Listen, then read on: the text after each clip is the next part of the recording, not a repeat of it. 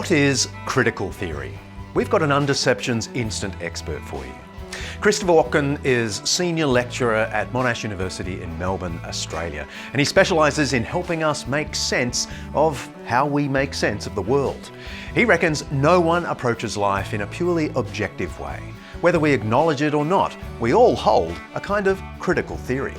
Yeah, it's one of those words like postmodernism, isn't it? It means a lot of different things to a lot of different people. And I guess people are most likely to have come across the term recently in relation to something like critical race theory, which sort of came up in the 1990s. There's a guy called Derek Bell at Harvard, and it's a new way of thinking about race relations in society in a very particular way. But critical theory also has a number of other meanings. So there's the early 20th century Frankfurt School of critical theory with people like Marcuse and Gramsci and Adorno and Horkheimer. And they were sort of taking Marxism and trying to think culture in terms of Marxism. And then there's a broader term as well. So when I was an undergraduate, I did a unit that was called Modern Critical Theory. It's the best unit I did as an undergrad. It's fantastic. We didn't do Adorno and Horkheimer. We didn't do critical race theory. We did Derrida, Foucault, Deleuze, and all those people. And so there's a broader way in which critical theory means, post-existentialist European philosophy as well.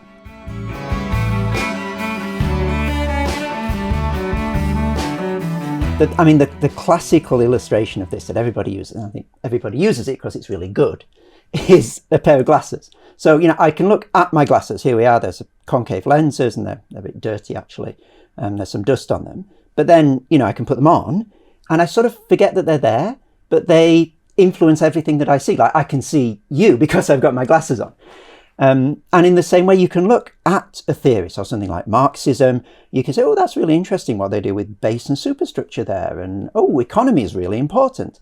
But then you can sort of live through that, live in that. And the way that I try and describe that in the book is that a critical theory, when you're wearing it, when you're inside it, does three things.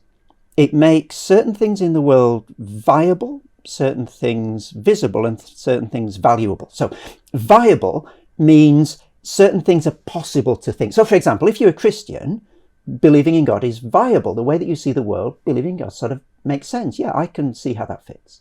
But for a lot of people today, believing in God just isn't viable. Like, there's no way that fits into, if I'm an atheist, my view of the world. That's past, that's over.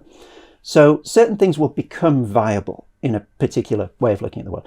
Certain things also become visible.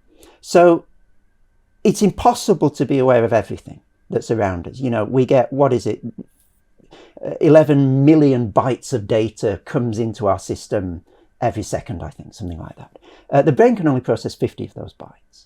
So we've got to always make selections of all the stuff that I'm getting, what's important. And different critical theories will make different things in the world visible. Some will make oppression visible, they make power really visible, they make discrimination really visible, so that those are the things that leap out at you when you look out at the world. And also certain things will become valuable. Like you think about the French Revolution, equality, suddenly comes to the head of the field as we really, really want this. And when you're wearing those particular glasses, equality becomes really, really valuable. And that's what it means to sort of live inside a critical theory, or to look through it. It shapes your view of the world in those three ways. If you've enjoyed the chance to become an instant expert, then you'll find much more, plus a bunch of other informative videos over at the Undeceptions YouTube channel. Just go to YouTube and search for Undeceptions. See ya.